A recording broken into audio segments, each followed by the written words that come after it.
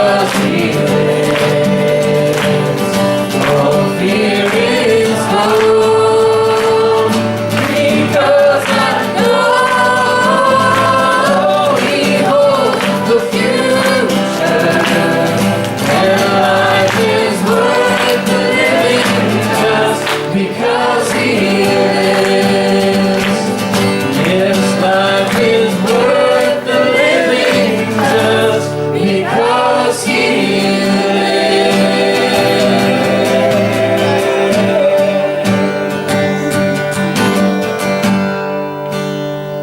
So bless the Lord, oh my soul, oh my soul, worship His holy name. Sing like never before, oh my soul, I worship Your holy name.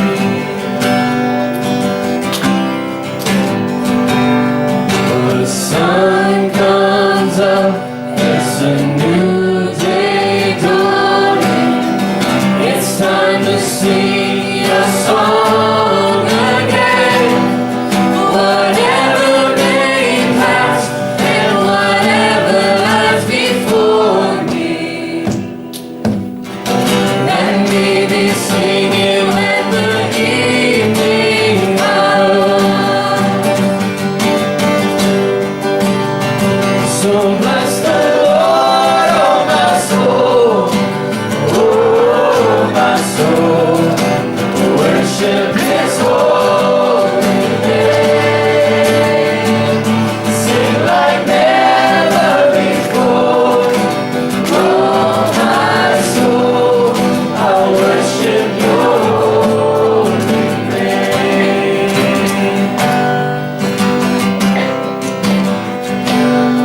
You're rich in love and You're slow to anger. Your name is great and Your heart is kind.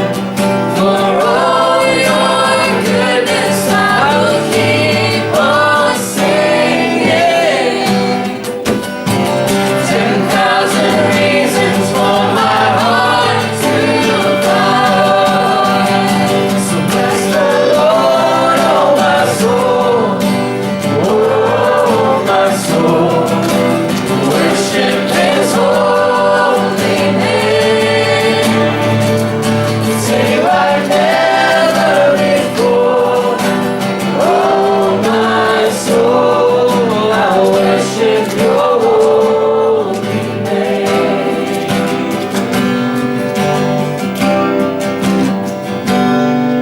And on that day when my strength is failing, the end draws near and my time has come. Still my soul will sing Your praise unending. 10,000 years and forevermore.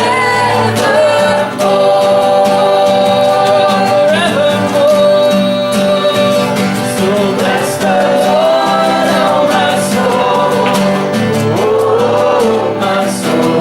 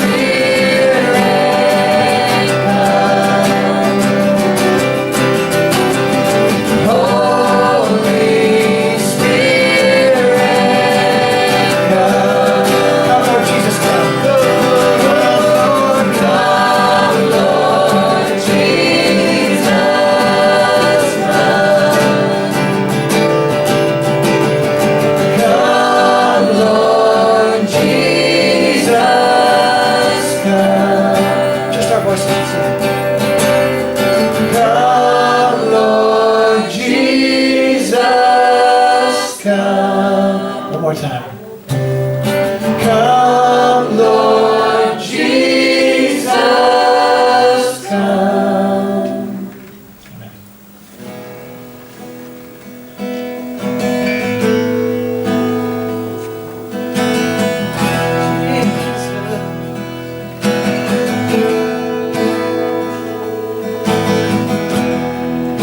You're a refuge for the poor, and a shelter from the storm. This is our God. He will wipe away your tears, return your wasted years. This is our God. So call upon His name. He is mighty to save. This is our God.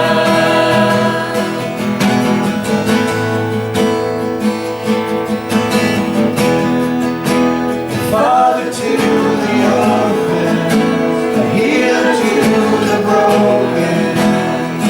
This is our God. He brings peace to our madness, comfort in our sadness. This is our God. So call upon His name. He is mighty to save. This is our God.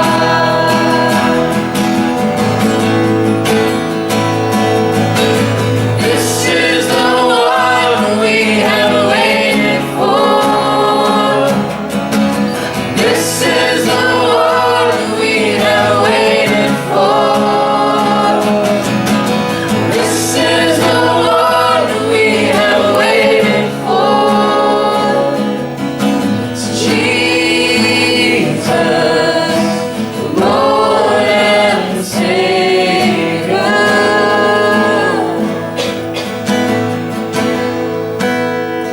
This is our God.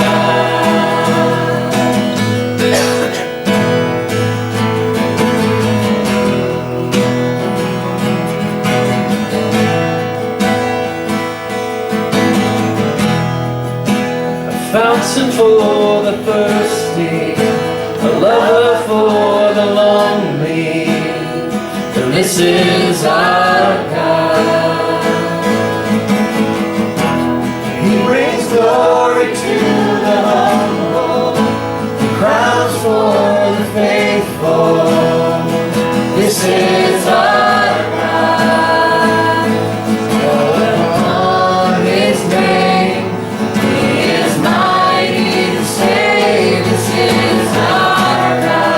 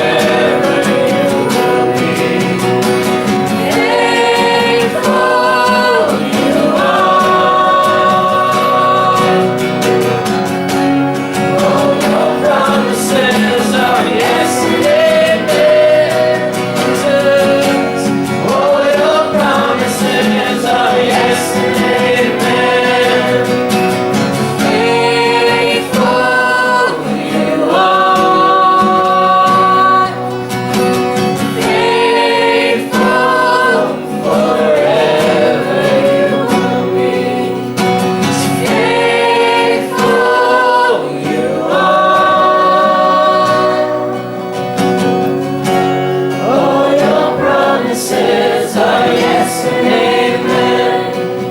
I believe that all your promises are yes and amen. In the hard times I know that all your promises are yes and amen.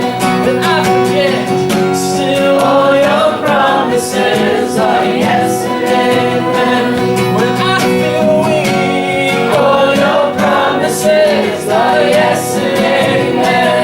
When I feel confused, all your promises are yes and amen.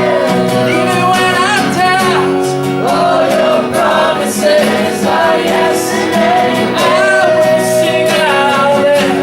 All your promises are yes and amen. So I will sing out. All your promises are yes and amen. Yes. All your promises are yes and amen. One of the things that I love getting to see at work in our church is that we ask God for stuff and we trust in God, and at the same time we work alongside Him to be some of those answers to touch people's lives, to bless others. And some of the people that have really put in a lot of time and effort into that has been the food package team that we have here, that it's made up of several people, but they collect food and other supplies, and then have been faithfully over the last more than 5 years been taking that to individuals in our community who need that, and sort of being those like, okay, let's go out and be the hands and feet of Jesus to them. And I wanted to ask if Bernard Corpity would come up here, and also Luke, and actually any of those that are on the food package team, just to let some of you all see them and also know the transition that they've had. So Bernard and Marika, and his wife, Marika is over in with the kids today, so she couldn't stand up here with us, but they were the ones that came to me with the idea not long after I became pastor and said, hey, how about we do this? Can we ask people in the church to give money and to give food and to do all of these things so that we can take care of those that are some of the poor and needy in our community? I said, I love that idea. And you want to do it? And they said, yes, yeah, we'll do it. We'll take charge of that. And so for the last 5 years, have been very faithful in that. And I, from myself just personally, as a member of this congregation, but also as the pastor of it, I want to say thank you, Bernard and Marika, for the 5 years of doing that, for all of the effort and love and time and monotony and joy and all of that went into it. Thank you for that. And they said, okay, we've had 5 years and we feel like this is the time to pass it along. And so asked among their team and prayed, and Luke has been willing to take that over. So Luke and Vika are now stepping into that role. And we wanted to take the opportunity as a church family to get to pray over them and bless them as they're going to be doing that. And actually anyone from the food package team, Luke likes a team approach and asked if other people would come up. So Luke, if you want to... Is Gerrit here? And Basil? I saw Basil. I see a Basil. Well, and then asked if Bernard would get to pray for them, sort of like praying that God would continue to use them. He'll get to pray in Dutch, but I think you all can pray along, and if you don't know Dutch, that's fine. Just pray in English something for him. But Bernard, if you would take this time to pray for the team that's going to be taking it over.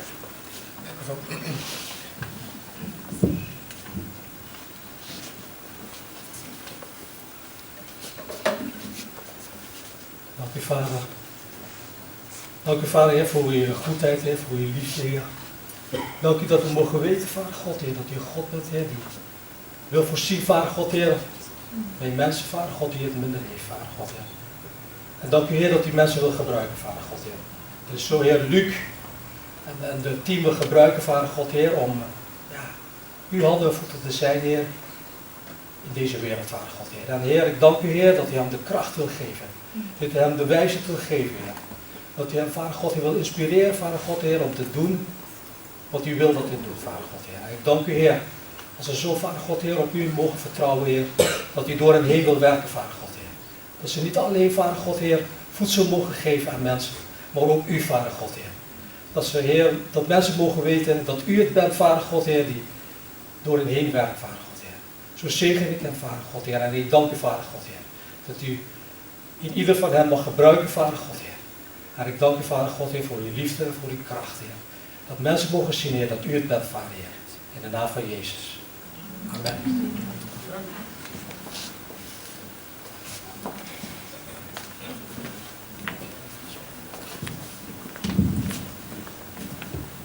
If you want to know more about the food package team, there is a flyer. You can find it on the info desk. That's this one. And these people are the coordinating people, but of course the team is existing of more than these. We have contact persons. These persons are bringing the food package to the, let's say, people in need. And there is room for more people. If you want to work with us together, there is room for more contact persons. Now we have 9 families we serve with food packages. And there are sometimes single men, single moms with kids or families. And once a month we do fundraising, and my wife is coordinating that. Yes, hello. Every month we try to be creative in finding a fundraising item. So today we are selling sandwiches with cheese and tuna. The months in the winter we have served soup, for example, but there is also possibility to serve cake and pie. And I know from the last years, cakes and pie are very attractive for people after a long service. So today, sandwiches for all of you. But of course, for those fundraising, I need volunteers, people who really adore to bake and be creative in their kitchen. So if you are very handsome with baking, please contact me so that we can schedule it for the coming months. Up till now, I don't have volunteers for April, May or June. So please, if you are enthusiastic, contact me. Thank you. Yeah, we have also a man with 2 golden hands. You know who it is? I'm looking. Basil is the coordinator of practical things. So if you have need to help in practical things, do you want to say? No. It's clear. Yeah. Now Israel loved Joseph more than any of his other sons, because he had been born to him in his old age, and he made him an ornate robe. When his brothers saw that their father loved him more than any of them, they hated him, and could not speak a kind word to him. Joseph had a dream, and when he told it to his brothers, they hated him all the more. He said to them, "Listen to this dream I had. We were binding sheaves of grain out in the field, when suddenly my sheaf rose and stood upright, while your sheaves gathered around mine and bowed down to it." His brothers said to him, "Do you intend to reign over us? Will you actually rule us?" And they hated him all the more because of his dream and what he had said. Then he had another dream, and he told it to his brothers. "Listen," he said, "I had another dream, and this time the sun and moon and 11 stars were bowing down to me." When he told his father, and as well as his brothers, his father rebuked him and said, "What is this dream you had? Will your mother and I and your brothers actually come and bow down to the ground before you?" His brothers were jealous of him, but his father kept the matter in mind. This is the word of the Lord. I believe that changed lives can help to change other people's lives. That as we are changed, we get the opportunity to play a role in changing other people's lives, and not through our own strength, but through what God is doing in us, what the Holy Spirit is doing in us.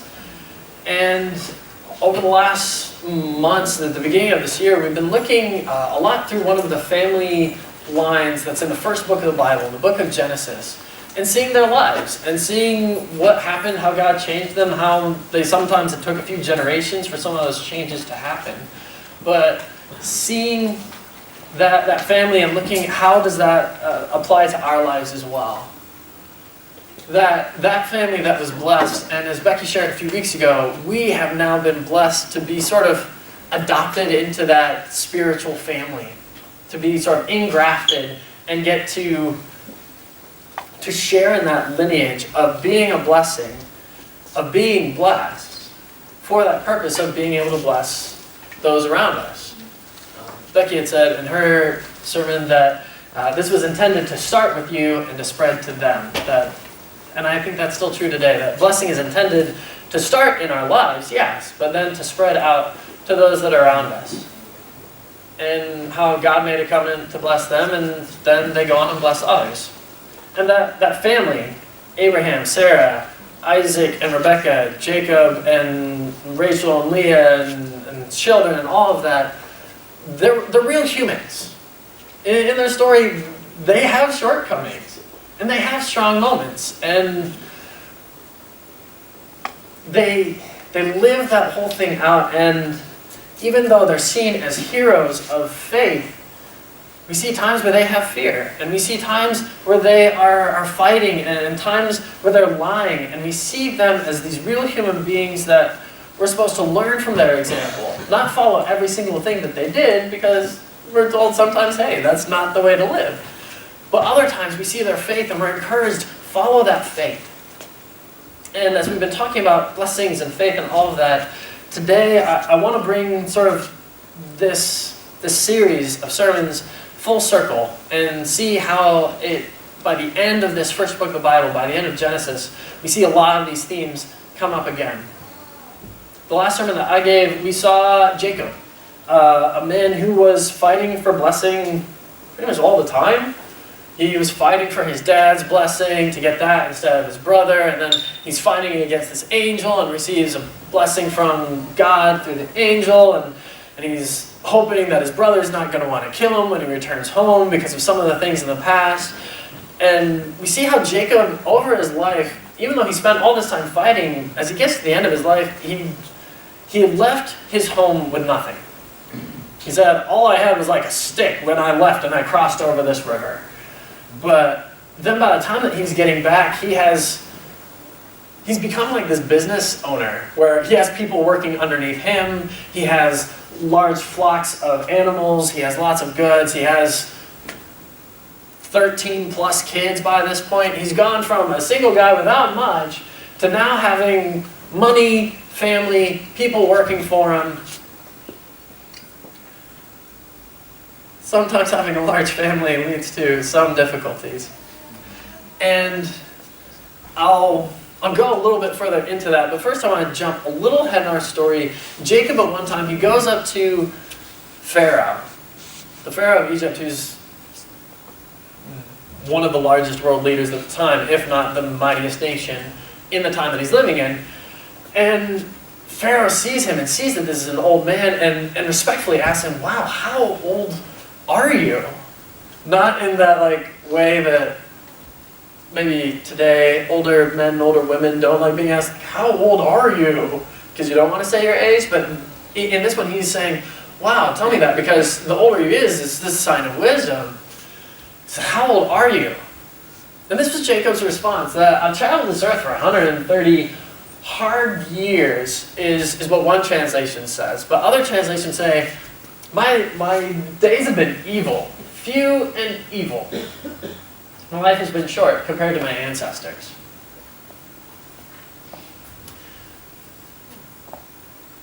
This man is 130 years old. He's seen a lot in his life. And not everything has been easy, but he's gone from having nothing to having the blessing of God, the blessing of his dad said over and over, and all of these things. And I look at that and I kind of wonder, man, is he ever going to feel like anything goes his way?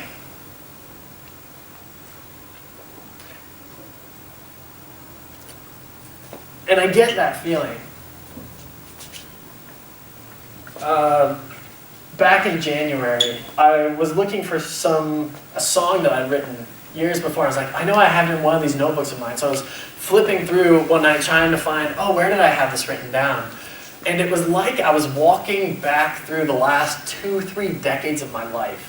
it was really strange. It was happening in like 10 minutes of reading these notes and saying, that's where my brain was at when I was 17. And that's where I was when I was 25. And that's what I was thinking about when I was... And it was bouncing back and forth. And I found this thing that I wrote when I was 13 years old. And I wanted to get to read it for you and share this. This was written July 8th, 1996. I wrote it there. And I'm not someone who actually does a lot of journaling. I didn't like keep a diary like some did. I tried to draw myself. You can look at it later. It's not especially good. But I wrote this July 8, 1996. Matt Blunders. Life. Boring, sad, depressing, seemingly helpless, and hopeless/nothing. This is 13-year-old Matthew, okay? If anything happens to me, whoever finds this, please show this to my friends and family. Please, scratched in rather darkly, all capitals. And then an arrow pointing to, like, if you didn't know what it was, you were supposed to point, like, it's the next lines. Please show this to my friends and family. I'm wandering helplessly in a barren desert, thirsty, hungry. I can't find the place I want to go because I don't know what it is. I'm aimless, but can't find anything or anyone to guide me. Pleading to an empty sky, I kneel on the ground, clutching my hair, with tears streaming down my face, yet no answers are sent from that vast expanse of blue. Sand filters through my hands as my mind grows numb. I realize how meaningless life is. I run for miles, but no distance is gained. My hand reaches out to be clutched out of this land of despair and woes, but it touches nothing. What purpose is there in this struggle? I strive to believe in the unseen and incomprehensible, but my heart is doubtful. Unknown and unsure are the hills and miles ahead, but the cry from this unsettled heart is simply, help. That was 13-year-old Matthew. And I read that in part to remind myself of what that feeling was like. A feeling like everything was so meaningless, and that as much as I tried to smile on the outside, on the inside I felt all torn up. And maybe to remind some of us that we've gone through that as well. Maybe you're in that right now. And don't underestimate what might be going on in the head of a teenager or the ones younger than that. Sometimes you're like, oh, you have nothing to worry about. And you know what? It's comparatively true now that I'm 30-something, and I look back and go, what did 13-year-old Matthew have such a problem with? I mean, realistically, I grew up in a household where I had the opportunity to be financially healthy, emotionally healthy, intellectually healthy, spiritually healthy. I had that chance, and in some ways I took it, in some ways I didn't. So I get what that can be like. And it's bad enough when you're saying that when you're 13. But add a 0 on the back of that number, man, if you're still 130 and you're saying that same thing, my life is hard and short and evil. It gets to be kind of sad and hard. And one of the things I thought this morning as we were preparing for singing all of that was that sometimes we think if we just run somewhere else or get somewhere else that a new situation will change how I feel inside. Maybe if I just leave and go to a different city. Maybe if I just leave and go to a different church. Maybe if I leave and just go to a different family or to a different man or woman. If I go to a different school, if I go to a different wherever. If I just get away from here, that will solve my problems. I want to tell you that that doesn't really work. It has to come from a change on the inside. And I can say, thankfully, that I've not written anything in the last 15 years that's quite that sad and desperate. Though I can have you listen to some songs where I do have this, God, I'm disappointed, I don't know what's going on. But there's a big change between hopelessness and sadness. nonetheless. So that's Jacob's story where he feels like he is at 130, but I want to go back and look at what happens in the life of one of his sons. He had 12 boys. The 11th of them is Joseph. He loves Joseph especially because Joseph is the oldest son of his favorite wife. I'm not recommending being married to multiple wives. Some people can be like, well, it's in the Bible, and it never went well. So, again, one of those where just because you see something in the Bible, it's not saying do this. Sometimes you're supposed to learn from that example and avoid some of that. But in this case, he loves his son. That's the 11th son, Joseph. And Joseph is one of those who keeps his nose clean. He's the good boy. When his other brothers are doing something wrong, he goes to tell dad about it. And the other brothers get really mad at him for it. And then Joseph has this moment where he has a dream one night. And he tells his brother, in my dream, we all had sheaves of wheat. And then this moment, they all get in a circle and they're all bowing down to mine. Didn't take his brothers a theological degree or a course on dream interpretation to understand that pretty much what he thinks is the meaning of this is you're all going to bow down and worship me. And so they get mad at him. He apparently doesn't pick up on it well enough. He has another dream where he's like, hey guys, here's my next dream. It's like we're stars and you guys are the stars and there's 11 stars bowing down to me and the sun and the moon. Side interesting kind of dorky note for maybe some of you if you're interested. So this picture of being the stars and Abraham would have his descendants like stars and Isaac's descendants would be like stars and then Jacob has sons and Joseph has this dream about them being like stars. It's interesting to me to search into further, but isn't an important point for me maybe.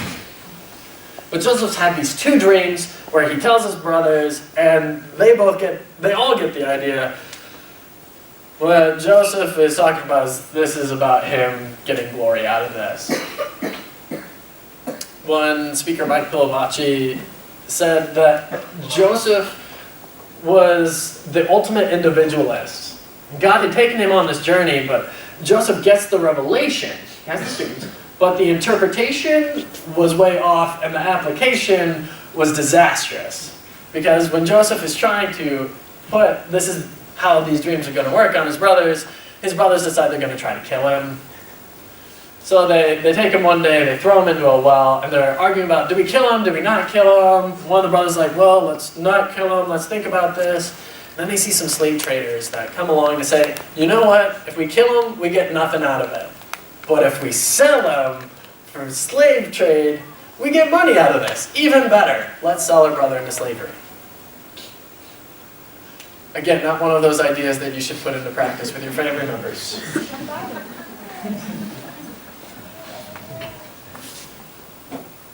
Joseph is in slavery. Now, you've heard Jacob's feeling about his 130 years of life. Gone through all this time, God's blessed me, my dad's blessed me, I've been given all this family and everything is so horrible for me. Joseph was, we're told, 17 years old when he is being sold into slavery by his brothers. So you got the whole teenage thing going on and being thrown into slavery. You would expect he might have a lot of angst going on here. And might be one of those like, forget my past, forget all of this, I just do what is good for me. Because the rest of this hasn't been working out too well.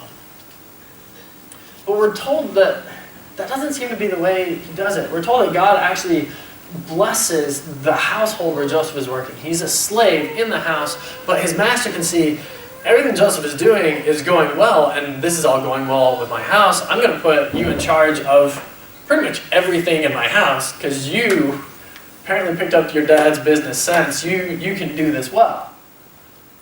And Joseph is faithful as a servant over all these things. He does his work well, and God blesses the slave owner instead. But Joseph doesn't seem to hold that against him. And the problem is, for Joseph, is that he's too good looking, apparently. So he's talented and good looking, we're told. And so the wife of his master keeps trying to sleep with him. He's like, hey, Joseph, come here, spend time with me. And Joseph, no, how can I do that? My master has given me charge over everything in the house except you, because you're his wife. How could I take that one thing? And it was maybe only this week as I read that it struck me that this is bringing some things full circle. If you know from much earlier in the Genesis story, like at the beginning, the first few chapters, we're introduced to a man named Adam and a woman named Eve, and God has put them in this garden, and he's blessed them and said, be fruitful and multiply, and I'm giving you authority over all of these things, over all of this garden, over the animals, over the plants. I'm giving you this role to be my stewards. But there's this one thing that you aren't allowed to eat from, and that's this tree. You can eat from every other tree, but this one, leave alone. And at first they seem to go along with that. We're doing a good job, we're stewards. And then this image of a snake comes in. The snake says, God's not letting you eat from that one tree. He must be holding something back from you. And then they go, you know what? You're so right. The snake, so right. So Eve takes of the fruit. She eats from it, gives it to Adam. He eats from it as well. And shame comes upon them and a whole lot of messes that come afterward. But that's at the beginning of this book. And then now at the end of the book, we have another guy who's been put as a steward over everything in the house except one thing. And instead of him saying, you know what, I think I got ripped off. I have everything else I can work with, but I don't get to do what I want with this woman. Instead of that mentality, he says, I got everything except that, and I'm not going to take what's not mine. And so Joseph says no. So Joseph is kind of standing up and not falling for the same sort of thing Adam and Eve fell for. Unfortunately, even though Joseph is an upright, truthful guy, lies catch up with him because his master's wife says, Joseph was trying to sleep with me, he tried to have sport with me. And the husband believes the wife and throws Joseph in jail. We're never told of the conversation there. I really wonder what happened. Joseph, how could you do this? I didn't do it. How could you? Well, it wasn't she, it was her. It was, don't you? I don't know. I just wonder. But Joseph gets thrown in jail. Not a nice place to be. Once again, we could find him complaining, except instead of that, we find him being really faithful in all the work he does. And as a prisoner, the warden in charge of the prison sees that God is with Joseph and is favoring him in everything he does. And so he says, you know what, Joseph? I'm going to put pretty much the whole prison in your care. You just do it, and if you're doing it, I don't have to look at it. I have never heard of that. It's like, let's try this new prison thing. It sounds like an idea like, ooh, let's try a different way of doing prisons, where the prisoners run the prison. That's going to help rehabilitate all of them, sort of mentality. Maybe there are a few of those today. I don't know. But with Joseph, Joseph's above the board. He's doing this right. He's doing it good. And the weird thing about the whole situation is as we read through Joseph's story, there are 2 times that we're told that the Lord is with Joseph. And it's not when his dad is happy with him.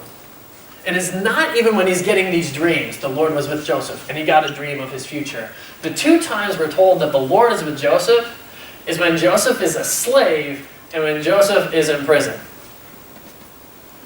The 2 maybe lowest points of his life, apart from when he was in a well, which might have actually been lower in the ground, but apart from that one, the other 2 low points of his life are when we're told specifically, and God was with him. And what we see him doing is instead of complaining or instead of trying to get what's best for himself, that Joseph is being faithful in the work that he has to do. He's being faithful and other people are getting blessed out of it. Which is what his family line was supposed to be doing this whole time. When God made a covenant with Joseph's great-grandfather, he said, I'm going to bless you so you can be a blessing to the nations. And Joseph is living that out.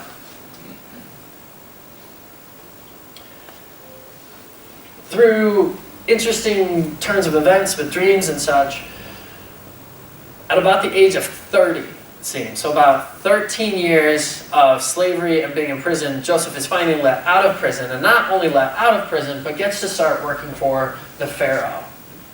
And not just working for him, but it isn't like you start at the bottom and you climb your way up the ladder, but Joseph kind of gets to come in as second in command. It's like, so the jobs I've had before, my resume is slave, and prisoner, and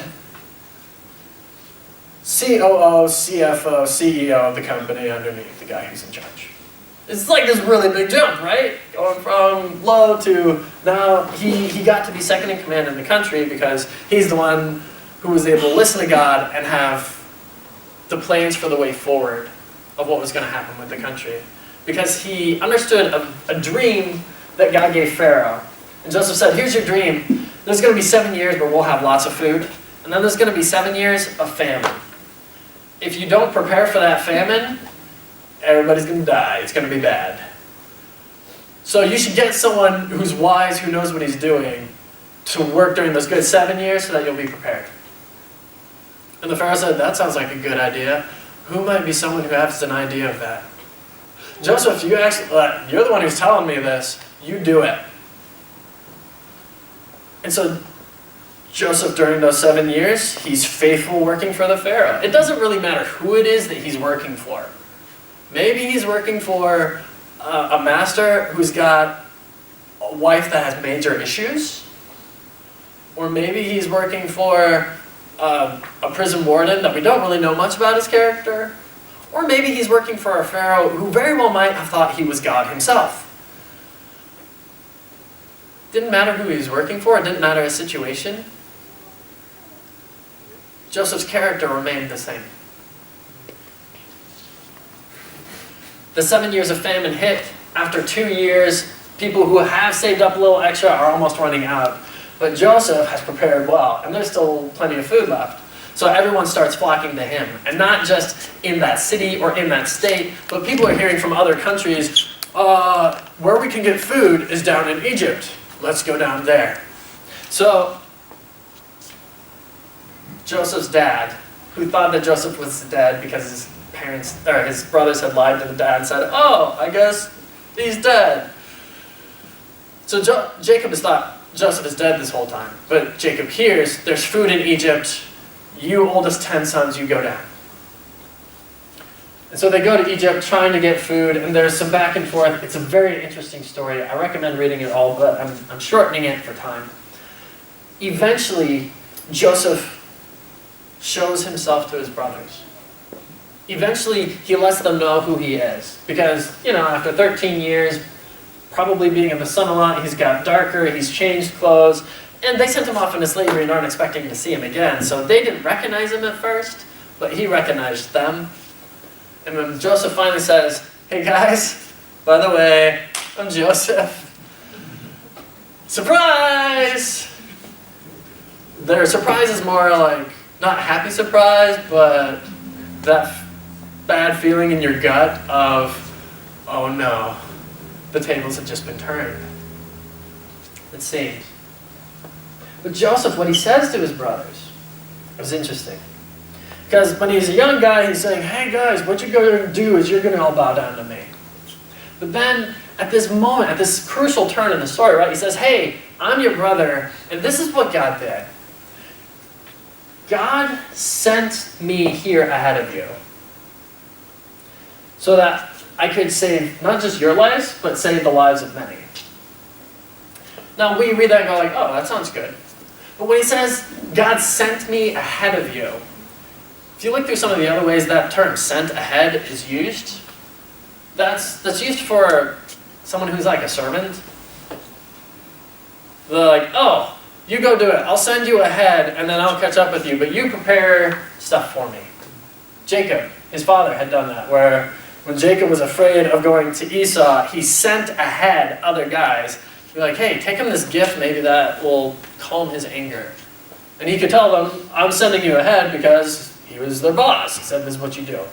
So Joseph gets to this moment of saying, so God has been my boss this whole time, and he is using me like a servant for your sake. I've actually been here serving you the whole time. Instead of you're all going to come down and bow down to me because you're going to become my servants, Joseph tells them, look, I was actually here to be a servant. That was the point the whole time.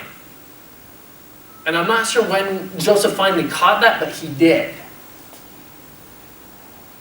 God, I'm here to be a servant. That's what God was doing. That's why he put me here. And you guys thought what you were doing to me was really mean, and it kind of was. But God meant it for good, and God used it for this right purpose. And then he tells his brothers 3 things which start to smack directly at all of these other family issues that we've seen through the time of Genesis. He tells his brothers, for one, don't quarrel with yourselves. Don't be angry with yourselves. Don't have this anger. Don't let anger be what is destroying you, right? If you've ever heard the story of Cain and Abel, there are these 2 brothers, again, in these first few chapters of Genesis, and Cain gets really, really angry, and he kills his brother. Flash forward some generations, and we have Joseph with his brothers, and instead of being like, let's kill him now, he says, no, don't be angry.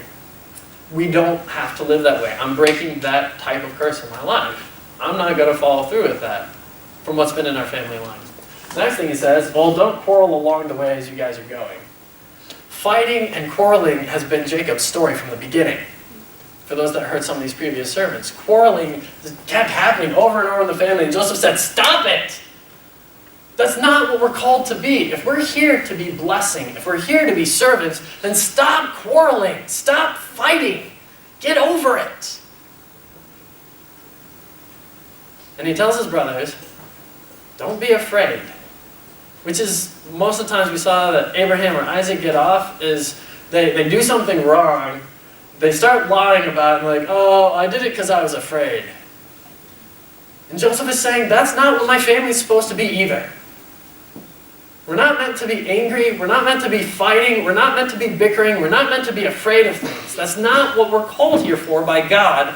God made us his servants, God blessed us for the purpose of blessing other people. Whether that's in faraway land in Egypt for us, or whether that's back in your homeland, or whether that was our great-grandfather Abraham's. He is wandering around the wilderness. That was how we were supposed to be living. Guys, let's do this. And Joseph has made that choice, even if other people haven't yet. So in Joseph, we see kind of all these things coming around full circle of Joseph saying, you know what? I'm finally going to live to be that blessing. Instead of being afraid, instead of being quarreling, instead of being angry, I'm going to stop it.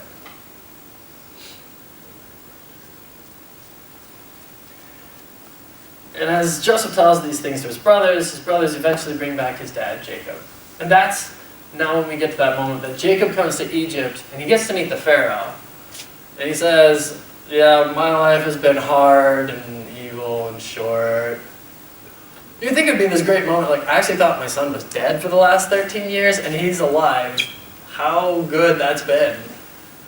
Yeah, it was a tough years. It was more than a decade of sadness, but now, like, he should be in a good mood. But that's not the end of Jacob's story either. I have a yellow. I wonder if that means that I've run out of battery. I'll switch.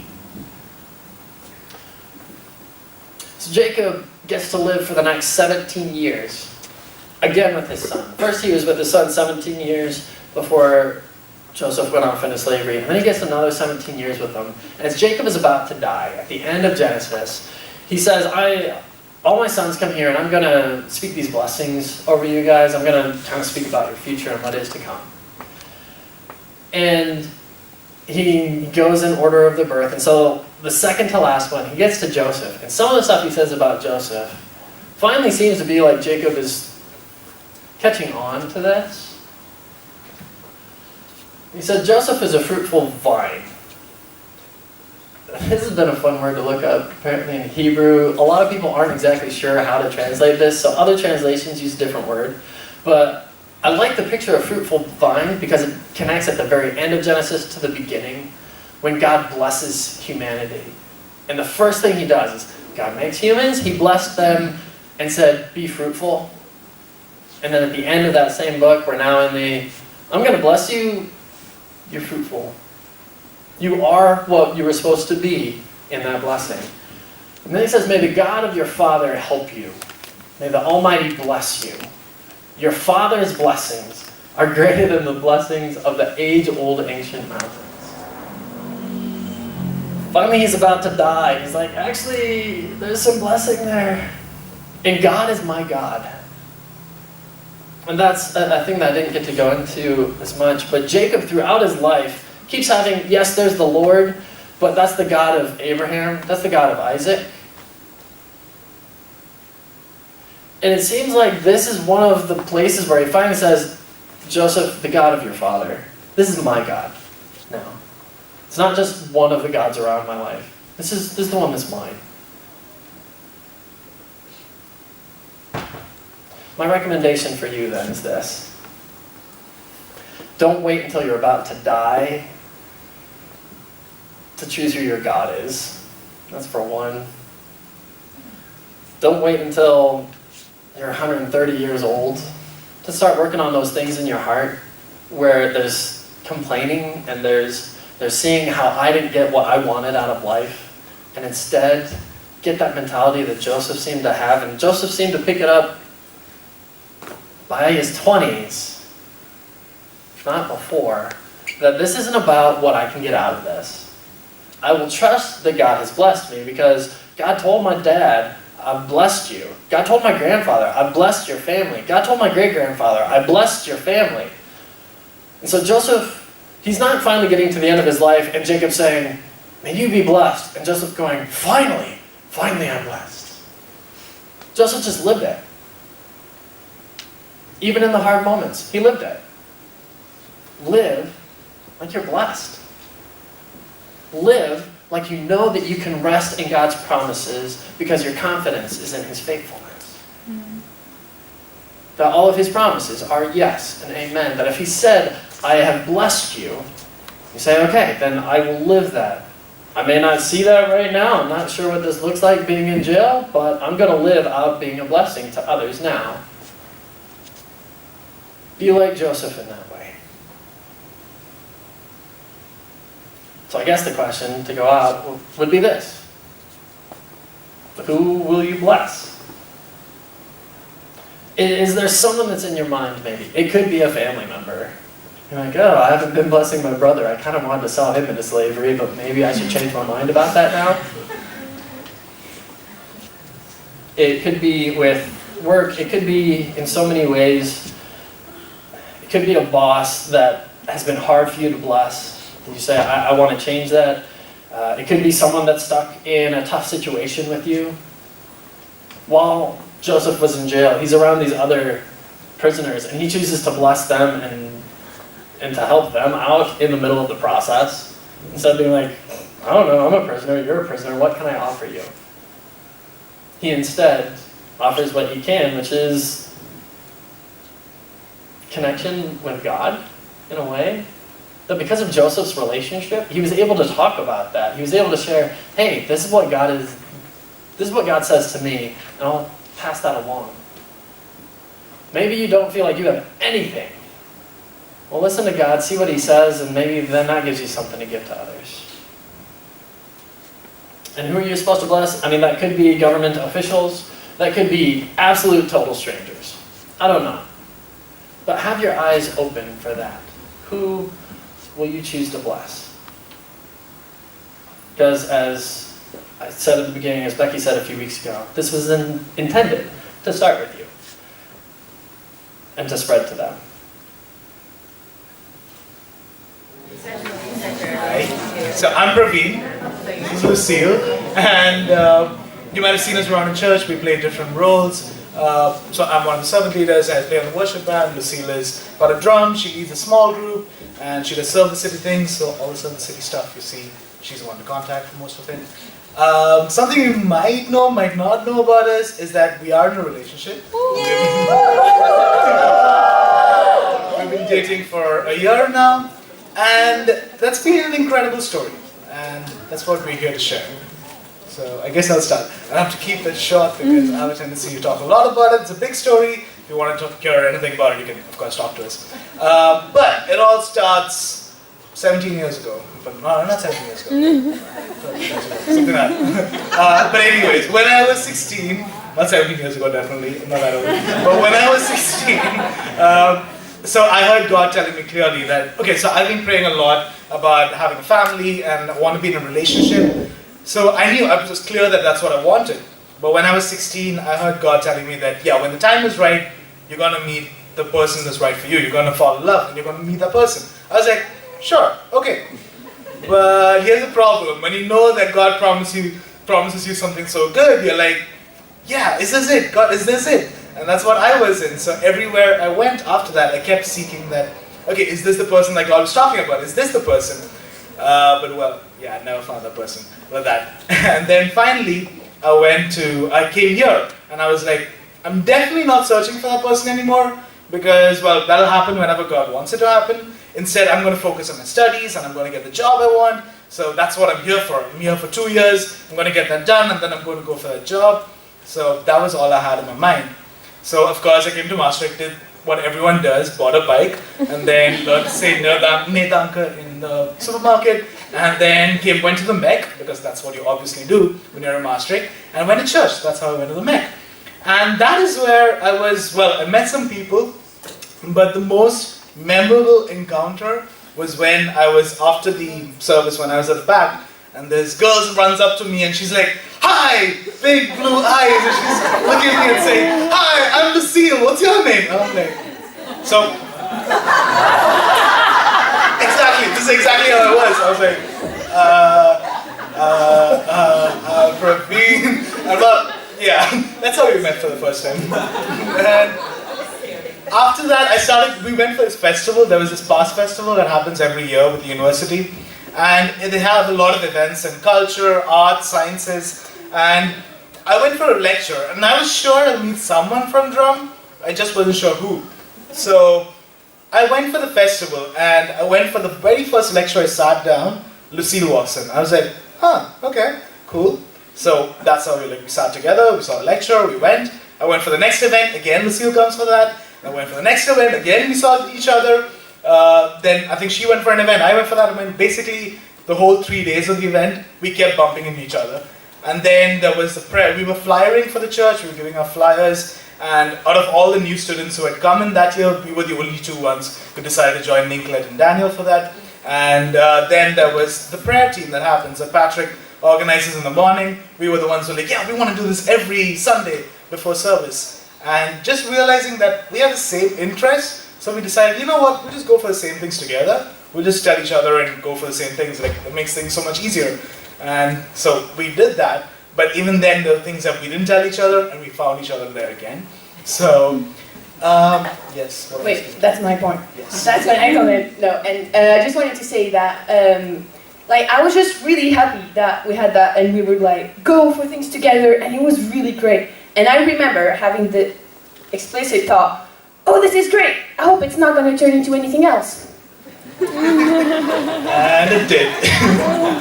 Well, 4 weeks after I met her for the first time, I was at a service. We were at the Met Cafe at that point. And I was just really happy that I found a friend like this. This is amazing that we get to spend time like this. And I was just praying and I was worshiping. And I just started having feelings. I don't know how to explain it. But I just started having feelings. I was like, maybe this is not right. Maybe this is not what God wants. And I don't want to ruin this. So I'm like, I don't know what to do with this. So I did the most logical thing. I called up Lucille that evening and I was like, I've got feelings for you.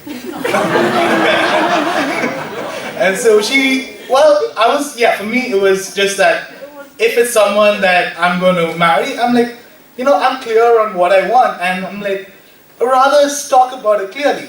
So I did that, and Lucille was really wise and open to it. She was like, you know what, I don't have feelings for you, but let's pray about it. Let's talk to God about it. Let's yeah, let's pray about it. I was like, okay, cool, let's do that. We did that. And then my birthday that year, 2016, 26th of October, I had exams and I was not planning on celebrating it. I was like completely, I don't have time for this because I have exams. Except that Lucille kept messaging me, saying, you're going to do something for your birthday. I'm like, nah. But she kept pushing me, so I was like, okay, fine, I'll invite some friends. And we had dinner together, and then we went for a worship night at Laksad Mosam. And we went there, and again, I was really happy because, well, I didn't plan to celebrate my birthday, but now I was. And Lucille was being super cute the whole day. She was just like sending messages. She was like, hey, happy birthday and everything. I was like, okay. So again, I was sitting there and worshipping. As I was worshipping, it just became so clear to me that I was in love with her. It was just, and it was crazy how it came up. It was just me remembering all the times I ever felt love for my nephew, for my parents, for everyone, and just realizing that all of it was how I feel for Lucille, plus knowing that love is so much bigger, and knowing that, yeah, that is how it is coming. So just having God confirm that in so many ways that evening. And I was like, okay, so I'm not telling that to Lucille, I'm not calling her about this, and totally, I accepted it, but at the same time I pushed it away.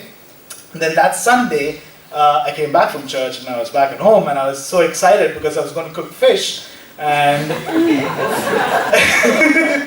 was the first time I was cooking fish, so I sat down to do that and I was just paralyzed. I just couldn't do anything. I just couldn't move, and I was like, I've got to do something. I didn't know what. And then after a while it became clear that I just have to tell Lucille about this. I agonized over it for like 4 hours or something, and then she used to live on the top of a mountain at that time. So I basically at 8 o'clock in the evening, I biked up the mountain, knocked on her door, and went to her and I said, yeah, I love you. And, well, I didn't obviously say that, but Lucille again, she was shocked, she was surprised, she was like, okay. But again, she said, let's pray about it, let's talk to God about it. And, yeah. Do I come in? Oh yes, I come in now.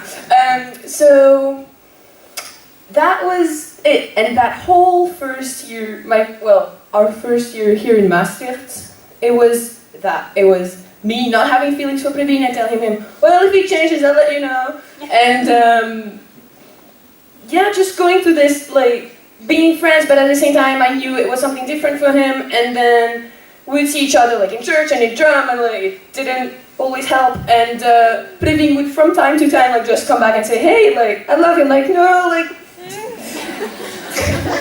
Like, at some point I was like, this is getting a bit annoying. But that was how it was this year. And then the summer, literally we have like 2 months of like nothingness, like no messages, like nothing at all. And then we come back in September and it's like kind of as it was before. So yeah, for me at this time I was like, God, I don't know what you're trying to do. This is just too hard. Like, you obviously should have spoken to her, but she doesn't seem to be hearing. But that was going through my mind, and it was really hard. And then I remember praying, and I just asked God, like, it was just really, I was really broken. And then God said, if I asked you to wait for 7 years for her in the same state, would you do that? And I prayed about it, and I was like, yes, I would. She is obviously, she's worth it. She is someone who is completely worth me waiting for her. And I will, because this is what God has started. And I said yes. And that was mine. And then we're in October 2017, and I'm preparing for kids' church, and Praveen walks in, and he tells me again that he loves me, but for some reason, for that time, I saw how hard the last year had been for him, and also, and that's what really struck me, how much he had put God into it, and how his faith was involved, and also, I don't know, hurt by what had been happening. And I remember thinking, if this is from God, it shouldn't be hurting us like that. We're doing something wrong. So instead of continuing what we had previously been doing, mostly because of me, which was like not talking about it, it was like, okay, well then let's talk about it and let's meet up. And we became faith buddies, which means that we would like, I don't know, meet up like every week and we would just talk about everything. And it was great. It was really, really great. And at the same time, I had that feeling that that situation of being faith buddies wouldn't be something that could last forever. Like at some point you needed to go in one direction or the other. And I was praying about it. And I asked God, if this is from you, then give me feelings for Praveen. Because I didn't have any feelings for him, I was being honest. And I started having feelings for Praveen. I was like, great, that's what I do now. But I told Praveen, like we would just talk about everything. And so we prayed together, and that's all the point when I talked to Christine about it, and she started praying with us as well. And that's how it went until February 2018. Don't you have something? Okay, so in February 2018, I was going back home from church, and I had this song in my mind. I don't know if you know it. It goes like, I surrender. And I was like, well, I feel like I have been seeking God's will and really been listening to Him. All this time I was praying and I just wanted to hear from Him. And I hadn't been hearing from Him. I was like trying to get some signs that, well, obviously weren't working out because that's not how God wanted to talk to me. And I also had this in mind that if I didn't hear from God now, maybe it was just not the time, that we were just supposed to wait until whatever. But at that specific moment, at the end of February, with that I Surrender song in my mind, I thought, why does it feel like I've been struggling against something if I'm really just trying to do God's will? And then it was just clear, and I just had this peace that we were to be together, that's what God wanted for us.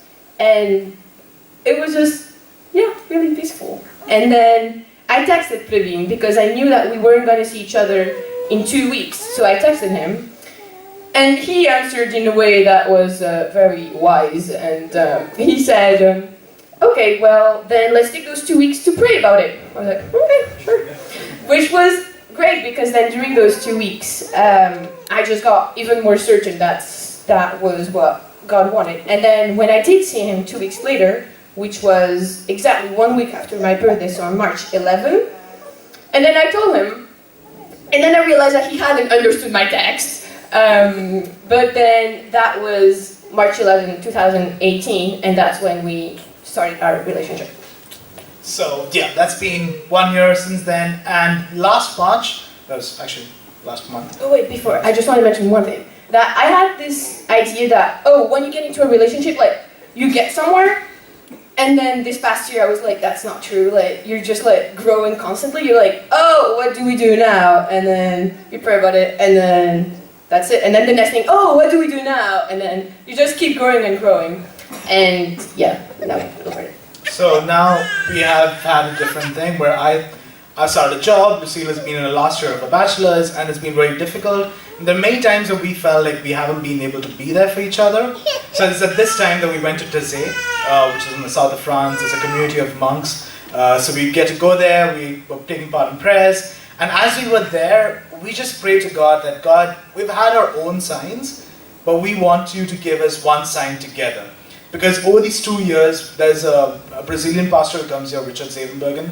He had mentioned at one point that he has a word for a year that he prays for the church. And so we thought that that's a great idea for us. So since 2017, we used to have a word of the year. 2018 and 2019. So 2018 it was trust, and this year it's obey. And we're like, obey was hard because we're like, we feel like we're obeying God, but we're still learning what obedience means to God. So right now we're like, okay God, we want you to give us a sign, and we're going to obey that sign. And we wanted to give us a sign together, that both of us are like, this is from God, and we receive it together. So when we were at Tazé, we got that, where God just confirmed what it is to listen to Him, what it is to follow Him. And that's been beautiful to have. And one of the other things we do is we read Numbers throughout, like we read Numbers every day, not just Numbers, sorry.